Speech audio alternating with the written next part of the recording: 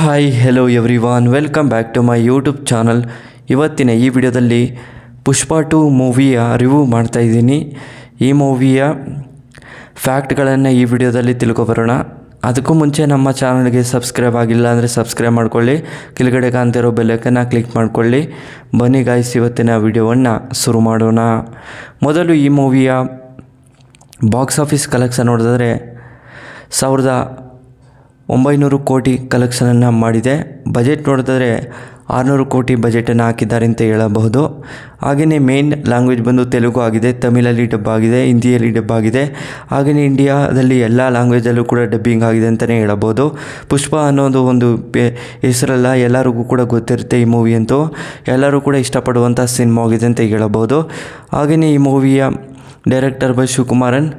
ಹಾಗೆಯೇ ಈ ಮೂವಿಯ ಎಲ್ಲಿ ಹಲವಾರು ಕೂಡ ಆ್ಯಕ್ಟರ್ಸ್ಗಳು ಕೂಡ ನಟನೆ ಮಾಡಿದ್ದಾರೆ. ಫಹದ್ ಫಾಸಿಲ್, ಅಲ್ಲು ಅರ್ಜುನ್, ರಶ್ಮಿಕಾ ಮಂದಣ್ಣ, ಜಗಪತಿ ಬಾಬು, ಇನ್ನೂ ಹಲವಾರು ಆ್ಯಕ್ಟರ್ಸ್ಗಳು ಈ ಮೂವಿಯಲ್ಲಿ ನಟನೆ ಮಾಡಿದ್ದಾರೆ ಅಂತ ಹೇಳಬಹುದು.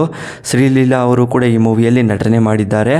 ಹಾಗೆಯೇ ಸಾಂಗಲ್ಲಿ ಡ್ಯಾನ್ಸನ್ನು ಮಾಡಿ ತುಂಬ ಸಾಂಗ್ ಸೂಪರ್ ಹಿಟ್ ಆಗಿದೆ ಅಂತಲೇ ಹೇಳ್ಬೋದು. ಹಾಗೆಯೇ ಈ ಮೂವಿಯ ಫೈಟಿಂಗ್ಗಳಾಗಿರ್ಬೋದು, ಹಾಗೆಯೇ ಡ್ಯಾನ್ಸ್ಗಳಾಗಿರ್ಬೋದು ತುಂಬ ಅದ್ಭುತವಾಗಿ ನಟನೆ ಮಾಡಿದ್ದಾರೆ. ಹಾಗೆಯೇ ಈ ಮೂವಿಯ ಒಂದನೇ ಸ್ಟೋರಿ ಹೇಳಿದ್ರೆ, ಪುಷ್ಪ 1ನಲ್ಲಿ ಕೊಂಡಾರೆಡ್ಡಿ ಅವರನ್ನು ಸಾಯಿಸಿ ಪುಷ್ಪ ಅವರು ಸಿಂಡಿಕೇಟನ್ನು ತಗೋತಾರೆ. ಆದರೆ ಕೊಂಡಾರೆಡ್ಡಿ ಅವರ ಒಂದು ಬ್ರದರ್ಸ್ಗಳೆಲ್ಲ ಸೇರಿಕೊಂಡು ಪುಷ್ಪ ಅವರನ್ನು ಆ ಸಿಂಡಿಕೇಟಿಂದ ಬೀಳ್ಸೋಕ್ಕೆ ಪ್ರಯತ್ನವನ್ನು ಪಡ್ತಿರ್ತಾರೆ.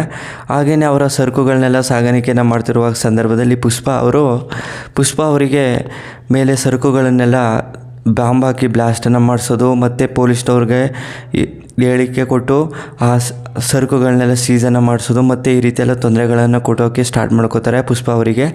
ಇದನ್ನೆಲ್ಲ ನೋಡಿ ಪುಷ್ಪ ಅವರು ಒಂದು ದೊಡ್ಡ ಸರಕುಗಳನ್ನೆಲ್ಲ ಇದೇ ರೀತಿ ಸರಕುಗಳನ್ನೆಲ್ಲ ಸಾಗಾಣಿಕೆಯನ್ನು ಮಾಡ್ತಿರುವ ಸಂದರ್ಭದಲ್ಲಿ 1-2 ಲಾರಿಗಳು, ಹಾಗೆಯೇ ಕೆಲವು ಲಾರಿಗಳನ್ನೆಲ್ಲ ಸಿಗಾಕೊಳ್ತಾ ಇರ್ತವೆ. ಅದರಿಂದ ತುಂಬ ಬೇಸರಿತ್ತು.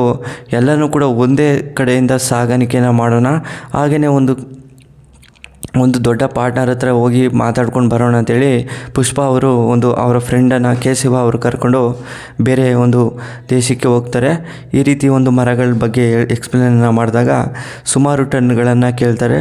ಹಾಗೆಯೇ ಸಾಗಾಣಿಕೆಯನ್ನು ಮಾಡಿಕೊಡ್ತೀನಿ ಅಂತೇಳಿ ಅವರ ಒಂದು ಪಾರ್ಟ್ನರನ್ನು ಆಗೋಗಿ ಮತ್ತೆ ಅವರ ಸರಕುಗಳನ್ನೆಲ್ಲ ಸಾಗಾಣಿಕೆಯನ್ನು ಮಾಡೋಕ್ಕೆ ಸ್ಟಾರ್ಟ್ ಮಾಡ್ಕೋತಾರೆ.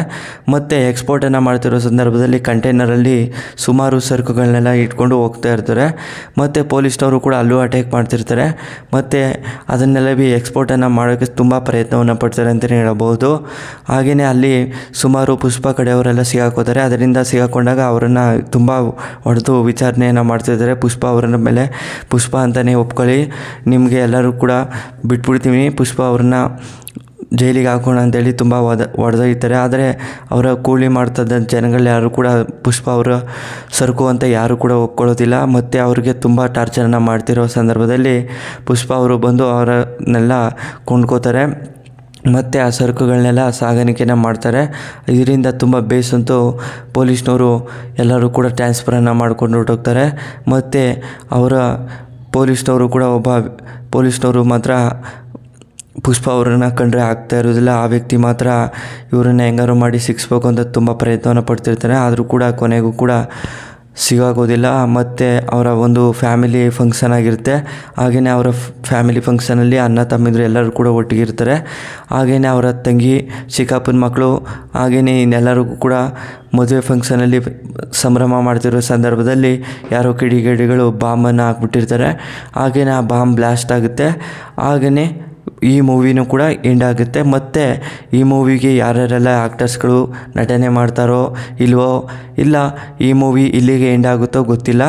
ಆದರೆ ಪುಷ್ಪ 3 ಬರುತ್ತೆ ಅಂತ ಎಲ್ಲರೂ ಕೂಡ ಹೇಳ್ತಾ ಇದ್ದಾರೆ ಕನ್ಫರ್ಮ್ ಆಗಿ.